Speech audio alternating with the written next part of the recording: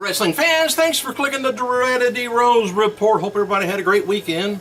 I did. Got to go down and to Mick Foley's comedy night down at downtown here in Indianapolis, and got to meet and greet him. I got some pictures, stuck them on Facebook, and some of the local wrestlers and Flash Flanagan, that's known all over the world, even over in Japan. He was there with us, sit there at the table, and it was really interesting. He went into a lot of detail about the steel cage deal, falling off of it, and one Undertaker kind of said to him, "It's funny." Good turnout too. That was the second sold out show. I think the other one was Thursday and then last night. Glad to see him doing some good. Boy, I didn't realize how bad he has to walk now. Boy, he's got a horrible limp. Says he can't even go on roller coasters. That he loves roller coasters. He can't do that anymore because of his neck, jerked around and stuff. They just won't let him do it no more. So that's kind of. He didn't really have a retirement match. He needed to have one, but all right.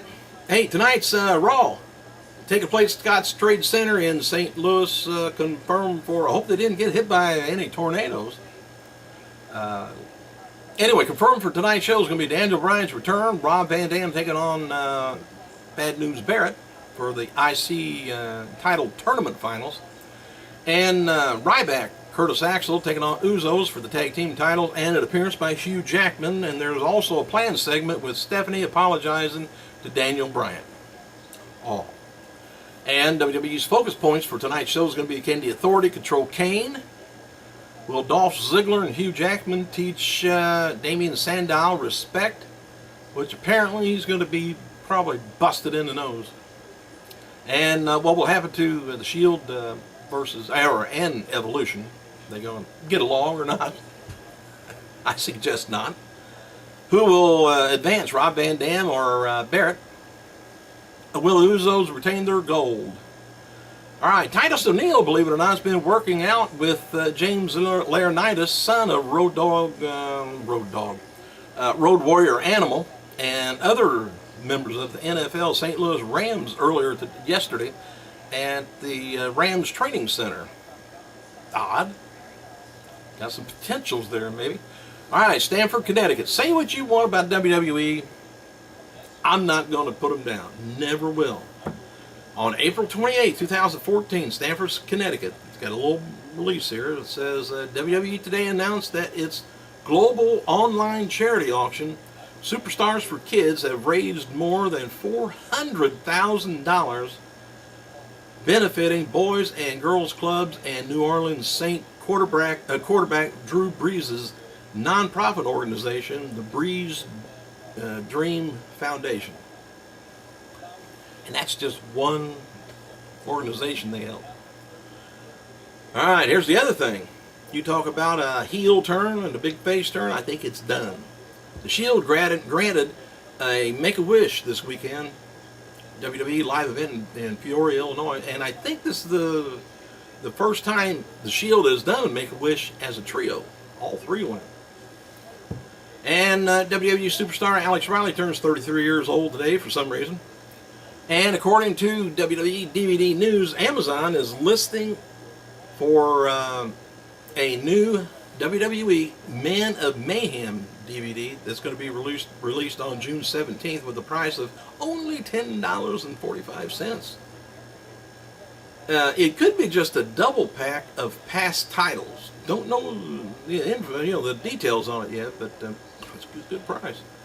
And WrestlingDVDNews.com has a synopsis for WWE's Ladies and Gentlemen, My Name is Paul Heyman DVD and Blu-ray that comes out on August 5th. It says this collection includes behind-the-scene footage and interviews and past and present talent talking about Paul Heyman's contribution to the world of sports entertainment, featuring interviews with Raven. I'm assuming all these are recent interviews. Interviews with Raven, Tommy Dreamer, Joey Styles, Mick Foley, Rob Van Dam, Stephanie McMahon, and of course, himself, Paul Heyman. All right. Also heard that some of the people with the TNA Sacrifice pay-per-view paid more than they either going to or they did on this one, $5 to $10 more. Didn't know if that was announced ahead of time or not. I'd be pissed if it wasn't. And Vicky Guerrero noted on Twitter that she's beginning new classes in anatomy, physiology, and English composition today for some reason. I thought she was getting into real estate, but guess not. And WWE's NXT diva Brandy, or Eden Rhodes, Brandy Rhodes, is working WWE main roster this week. She tweeted the following about her next video blog. Pure craziness happens on the road in St. Louis next week. Vlog reveals a lot. I don't read them.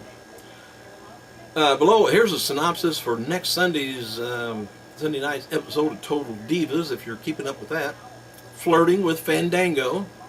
Summer Rae's relationship with Fandango moves to the next level. Brie can't enjoy being a bride. And Trinity goes behind John's back and betrays him. Oh, I'm upset and I can't hardly wait. Well, by the way, Adam Rose was on the road with WWE this weekend, picking up wins over Heath Slater, which I probably could right now. Can't win a match, can he? And there's a match on Saturday night in Rockford that was described as a comedy act, but the characters got over great with the crowd. Bo Dallas, by the way, worked the show, and he did his Bo Leave promo, defeating Justin Gabriel, which I probably could right now, too. All right, hey, former I'm sure you know this by now, WCW announcer Lee Marshall passed away. Very, very deep voice. He also, of course, did Kellogg's Tony the Tiger and worked various news stations in Los Angeles for a while. His bass voice is notable within announcing circles, holding the premier position infield at baseball games and stuff. Now, he succeeded Turl Ravenscroft for Tony the Tiger. Thurl, T-H-U-R-L. Anyway, he was the very first Tony the Tiger voice. And Lee Marshall, he was contracted to do Tony through 2014. Lee also was a ring announcer, of course, for the Los Angeles portion of, didn't know if you knew that, WrestleMania 2.